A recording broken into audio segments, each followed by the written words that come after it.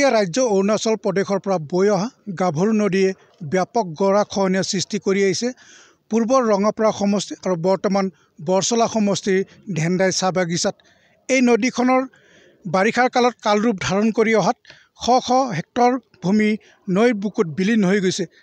আমি সেই স্থানত আছোঁ আৰু আমাৰ সৈতে স্থানীয় ৰাইজ আছে।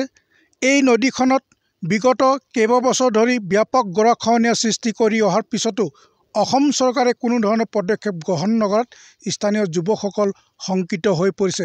কাৰণ এই চাহ বাগিচাখনৰ দ্বাৰাই তেওঁলোকৰ পৰিয়াল পোহপাল বা তেওঁলোকৰ জীৱন নিৰ্বাহ কৰি আহিছে। কাৰণ এই চাহ বাগিচাখনৰ যি ভূমি বিলীন হোৱাত তেওঁলোকে এক প্ৰকাৰ শংকিত হৈ পৰিছে। মই সেই স্থানতে আছোঁ।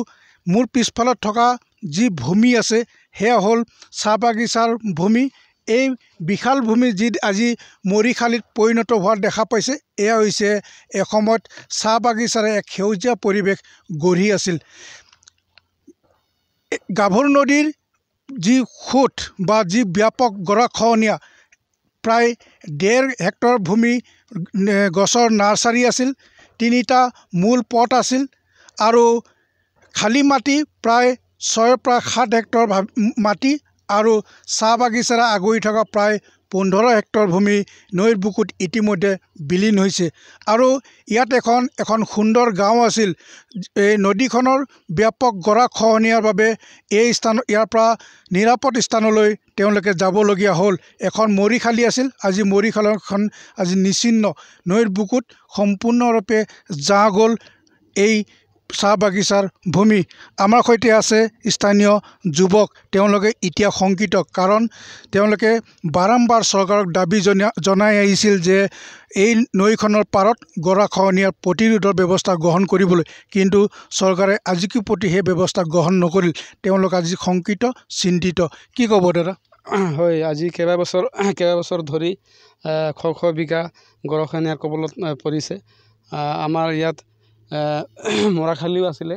আজি আমাৰ মানুহে আমি ইয়াত চব ধৰ্মৰ মানুহ আছোঁ বাৰু, কিন্তু বিশেষকৈ হিন্দু ধৰ্মৰ মানুহে আমি ইয়াতে মানে মৰাখালীলৈ ইয়াতে লৈ আহোঁ। কিন্তু আজি আমাৰ বহুত অসুবিধাৰ আমি সন্মুখীন হ'ব লগা হৈছে। কাৰণ আমাৰ ইয়াত মৰাখালী আছিলে, মৰাখালীও নাই। তাৰ উপৰি আমাৰ ইয়াত 1.5 বিঘা মানৰ নাৰ্চাৰী এটা আছিলে। এই নাৰ্চাৰীও আজি গৰাখহনীয়াৰ কবলত পৰিব লগা হ'ল। তাৰ পাছত আমাৰ এই বাগিচাৰ ভিতৰত মূল 3টা বা 4টা পথ আছিলে, এই পথটো নাই। তাৰপিছত আমাৰ বাগানটো যদি ধৰিব গ'লে আমাৰ গাৰ্ডেন 5 পৰা 7 হেক্টৰমান গৰাখহনীয়াৰ কবলত পৰিছে। আৰু প্ৰায় মাটি যদি ক'ব গ'লে 15 হেক্টৰমান মাটি মানে গৰাখহনীয়াৰ কবলত পৰিছে। তো আমি অত্যন্ত দুখ প্ৰকাশ কৰিছোঁ, কাৰণ আমি চৰকাৰক বহুবাৰ দাবী জনাইছোঁ। পল্লৱলোচন দাস ডাঙৰীয়াকে হওক বা কৃষ্ণ কমল তাঁতী ডাঙৰীয়াকে হওক, তেখেতসকলক আমি বহুবাৰ ইয়াত আনি দেখুৱাইছোঁ, গৰাখহনীয়া দেখাইছোঁ, কিন্তু তেখেতসকলে কোনো ধৰণৰ এতিয়ালৈকে পদক্ষেপ লোৱা নাই। হয়, তেওঁলোকে এটা কথা উল্লেখ কৰিছে, প্ৰাক্তন সাংসদ ৰঙাপাৰা সমষ্টিৰ একালৰ বিধায়ক পল্লৱলোচন দাস আৰু বৰ্তমানৰ বিধায়ক ৰঙাপাৰা সমষ্টিৰ বিধায়ক কৃষ্ণ কমল তাঁতীক তেওঁলোকে অৱগত কৰিছিল, কিন্তু তেওঁলোকে যি ধৰণে আশা কৰিছিল সেয়া সুফল লাভ নকৰিলে। এতিয়া বৰ্তমানৰ বৰচলা সমষ্টিৰ বিধায়ক গণেশ কুমাৰ লিম্বুৱে এই ক্ষেত্ৰত কি ভূমিকা পালন কৰে, বা অসম চৰকাৰ জলসম্পদ বিভাগে এই গৰাখহনীয়া যি মূল সমস্যা, যি জ্বলন্ত সমস্যা ৰোধ কৰাৰ ক্ষেত্ৰত কি পদক্ষেপ গ্ৰহণ কৰে, সেয়া ৰাইজৰ বাবে হৈ পৰিব অতি লক্ষণীয়।